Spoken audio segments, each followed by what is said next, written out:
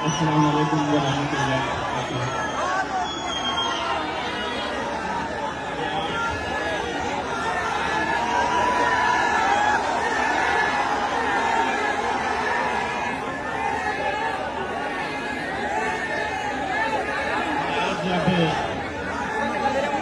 Sydney से दिल्ली के लिए रवाना हो रहा था, फ्लाइट में बैठ रहा था तो असद भाई का मैंने ओखला के अंदर पैदल दौरा जो चल रहा था वो लाइव देख रहा था और वो देखने के बाद मुझे पूरा यकीन हो गया कि इंशाअल्लाह इस बार ओखला के अंदर बदलाव होंगे। इंशाअल्लाह ओखला के अंदर यकीनन एक तब्दीली आने वाली है। मैं बड़े ही ईमानदारी के साथ ये बात कहना चाहता हूं। मैंने सफा भाई को कभी मिला नहीं, कभी देखा नहीं, ना तो कभी फोन के ऊपर बात हुई। अब आप ये सोचेंगे कि जिस शख्स को हमने देखा नहीं, जिस शख्स से हमें कभी बात नहीं किए, हमने कभी उनसे मुलाकात नहीं की, न फोन पे बात की, तो कैसा मजलिस इत्तेहाद और मुस्लिमीन ने एक ऐसे उम्मीदवार को टिकट दे दिया ओखला से जिसे हम मिले भी नहीं है। यकीन मानिए, जब ये बात सामने आई कि दिल्ली के चाहे वो ताहिर हुसैन साहब हो या सफा भाई हो, इनके बारे में हमने जब पूरी मालूमात हासिल की, एक बात हमें समझ में आई, हमें इलेक्शन में एक पैगाम भी देना है। अगर सफा भाई जैसे लोगों के साथ अगर मजलिस नहीं खड़े रहेगी तो यकीन मानिए उनके साथ कोई खड़े रहने वाला नहीं है। हमने ये देखा है,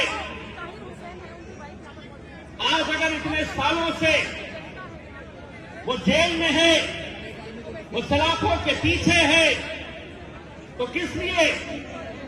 क्या किसी की जमीन हड़पी है? क्या कोई बड़ा जुर्म करके वो अंदर गए हैं? क्या किसी का पैसा लूटे हैं? मेरे भाई, अगर उस दिन वो न होते तो शायद मंजर कुछ और होता। अगर वो आज अंदर है तो कहीं न कहीं इस बात का एहसास करिए, सोचिए कि वो अगर अंदर है तो आप बाहर हैं। वरना हो सकता था कि वो शख्स बाहर रह सकता था, अंदर आप में से कोई और जेल की सलाखों के पीछे सालों साल अपनी जिंदगी गुजार रहा होता। हमने जब सफा भाई के दो छोटे छोटे मासूम बच्चों से जब मैं मिला, यकीन मानिए आज रात में घर में सोते वक्त 1 मिनट के लिए अपनी आंखें बंद करिए, तसव्वुर करिए कि 4.5 साल से ये बच्चे अपने बाप के दीदार के लिए तरस रहे हैं। छोटे बच्चे, तसव्वुर करिए उस बाप की कैफियत जो हर रोज जी कर भी जेल में मरने जैसी जिंदगी गुजार रहा है। कैसी उसकी तड़प होगी कि मैं अपने दोनों लाडलों को कब देख पाऊंगा, कब उन्हें गले से लगाऊंगा। वो बच्चे, तसव्वुर करिए मेरे भाई, यहां कोई हुल्लड़बाजी करने के लिए, कोई हंगामा बर्पा करने के लिए ये महफिल नहीं सजाई गई है। बहुत संजीदगी के साथ हमें इस बात का ख्याल करना है, ये इलेक्शन महज 2 ही सीटें मजलिस लड़ा रही है। हम चाहते तो 20 लड़ा सकते, 25 लड़ा सकते, 40 लड़ा सकते, लेकिन मेरे भाई आंकड़े मायने नहीं रखते हैं। ऐवान के अंदर जाने वाला शख्स कौन है, कितनी मजबूती के साथ खड़े रहेगा, कितनी ताकत के साथ तुम्हारी आवाज से आवाज लगाएगा, ये मायने रखता है। मैंने अल्हम्दुलिल्लाह आप लोगों की दुआओं की बदौलत ये शर्फ मुझे हासिल हुआ था कि हिंदुस्तान की उस अजीम शख्सियत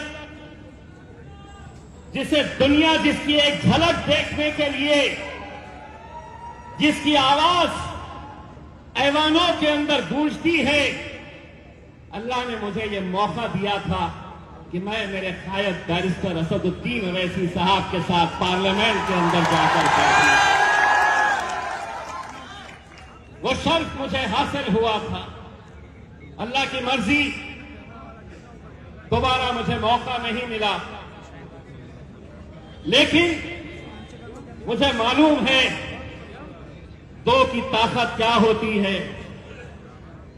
वहां पे कितने और बैठे हुए हैं, कोई मायने नहीं रखता है। जंगल का हिसाब तो तुम जानते ही हो। जंगल में कभी भी गिनती गीदड़ों की, भेड़ बकरिए और कुत्तों की गिनती नहीं होती। शेर कितने हैं ये देखे जाते हैं। बहुत तकलीफ होती थी उन्हें कि एक शेरवानी से तो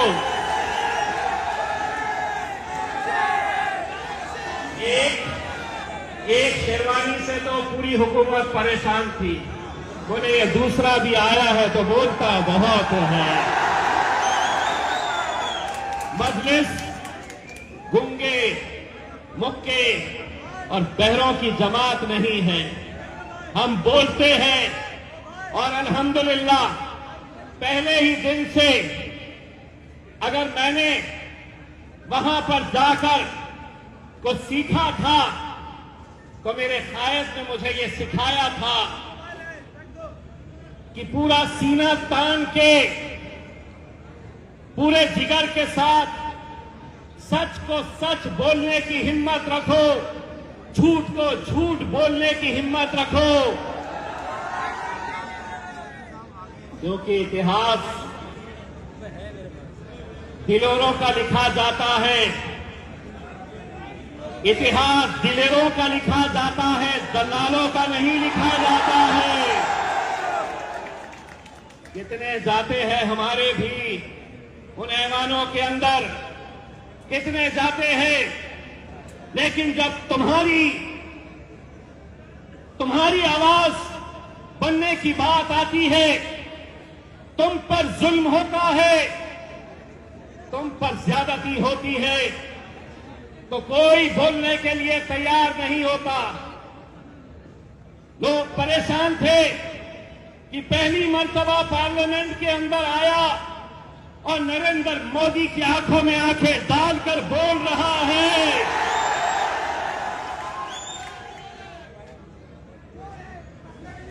जब पहली मर्तबा बोलने के लिए खड़ा हुआ था तो अमित शाह बाजू वाले से पूछ रहा था। अमित शाह ने बाजू वाले से पूछा, ये कौन? तो बोले साहब, असद भाई का एक और भाई आ चुका है। मेरे भाई, अगर हम मुझे इतनी खुशी होती है जब मैं ये नौजवानों का जोश देखता हूं। आपके जज्बे को मैं सलाम करता हूं। कभी कभी तो लगता है कि हम हैदराबाद में खड़े हैं कि जहां तक नजर जा सकती है वहां तक आवाम खड़ी हुई है। बस मुझे इतना यकीन दिला दो, इतना यकीन दिला दो। ए मीडिया वालों, थोड़ा कैमरा हमारे पास से हटा दो।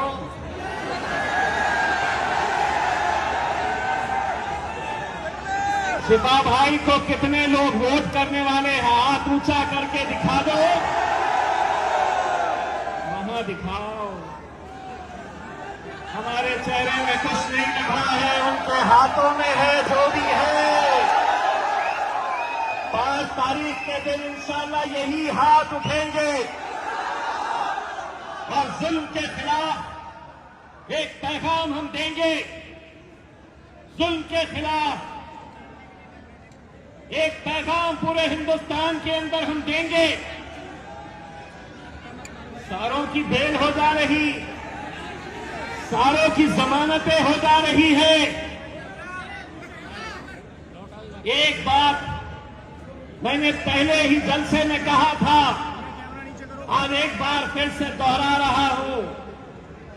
शिफा भाई, आप ये मत समझिए कि आप अकेले जेल में हैं। यहां जितने लोग हैं 5 तारीख तक इन्होंने